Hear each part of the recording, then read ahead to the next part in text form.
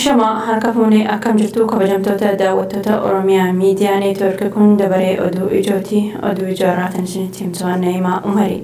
Ijoo keenya jalqabaatiin hiriirri ajjeefamuu abbootii gadaa Karrayyuu dabalatee ajjeechaa guutummaa Itoophiyaa keessatti sirna bilxiginnaatiin adeemsifamaa jiru balaaleffatu Awustiraaliyaa magaalaa Meelboornitti adeemsifame. Dhaabbilee siivilii Oromoo dabalatee dhaabbileen sabaa fi sablammootaa kanneen akka Tigraay fi Gaambeellaa waliin ta'uun haleellaa duguuggaa sanyii irratti xiyyeeffatee mootummaa Itoophiyaa saboota biyyattii kanneen akka Oromoo, Tigraay, Qimaanti, Gaambeellaa, Beertaa, Gumuz, Sidaamaa, Walaayitaa fi kanneen biroo irratti raawwataa jiru balaaleffatanii. Hiriira kana irratti hooggantootaa fi miseensota gadaa Oromoo Karrayyuu humna addaa poolisii Oromiyaatiin muddee tokko bara 2021 ajjeefamaniif yaadannoon taasifameefii jira.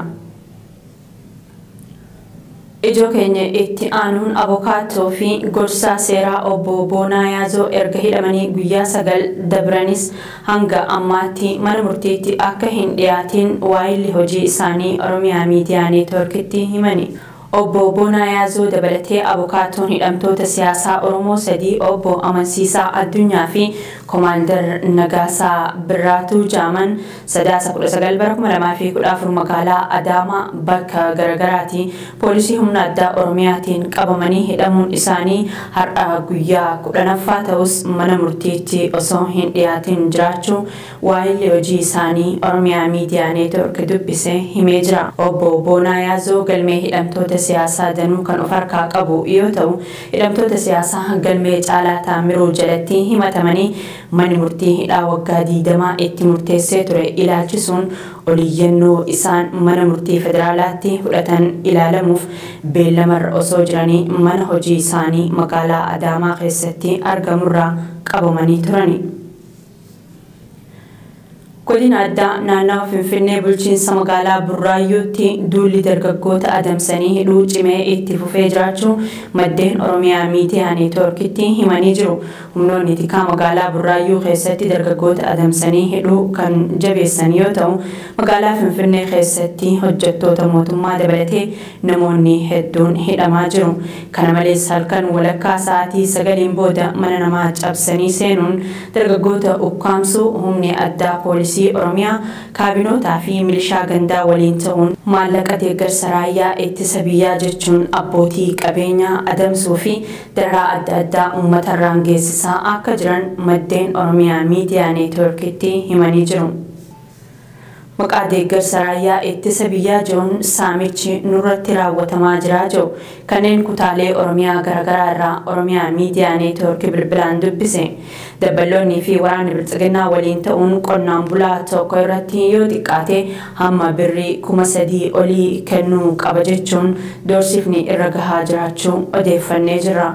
Gochi kun qonnaan bultoota qofa osoo hin taane hojjettoota mootummaa fi daldaltootas dirqamaan maallaqa humnaa olii akka kaffalaniif kan irratti murtaa'e ta'uu maddeen keessoo sirnichaa saaxilanii jiru. Dureen paartii bilxiginnaa fi ajajaan waliigalaa waraana Itoophiyaa Abiyyi Ahmad turtii dirree waraanaa marsaa duraa goolabuun gara waajiraa deebi'uu ibsate. Abiyyi Ahmad bakkeewwan naannoo Amaaraa fi Affaaritti finciltootaan qabaman deebisnee to'annee jirraa jee. Hooggantoonni TPLF gama isaaniitiin tooftaa bobbaa waraanaa jijjiiruu taasifne bilxiginnaan humna ittiin lolee nu injifatu hin qabu jedhani.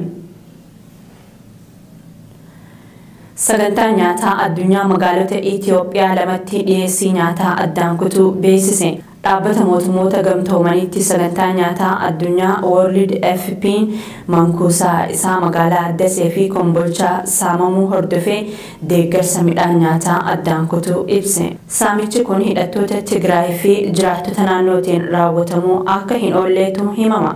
Hojjettoota dhaabbatichaa qawween doorsisuun saamicha raawwatame kana dhaabbatichi balaaleffatee jira.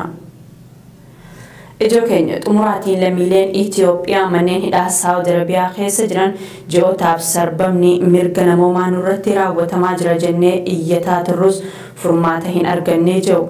Lammiileen kunneen mana hidhaa Xariiq Alkarjii dabalatee manneen hidhaa magaalota Saawud Arabiyaa adda addaa keessatti yeroo dheeraaf hidhamanii dararaa adda addaa keessummeessaa jiru. mana hidhaa Xariiq Alkarjii dabalatee hidhamtoonni manneen hidhaa Saawudi Arabiyaa keessa jiran hanqina nyaataa fi dhugaatii wal'aansa fayyaa dhabuu fi iddoo hirribaaf mijaawaa argachuu dhabuun sarbama qabiinsa mirga namoomaatiif saaxilamuu himanii jiru.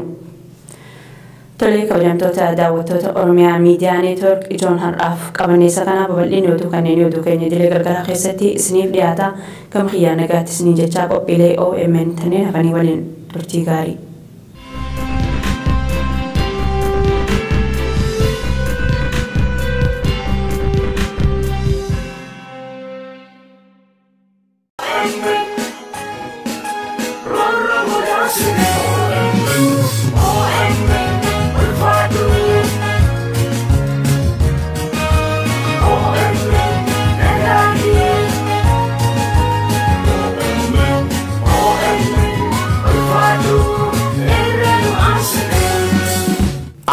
Gaya hawaasni Oromoo Kaanadaa kutaa bulchiinsa Albertaa fi naannoo ishee jiraatan martum.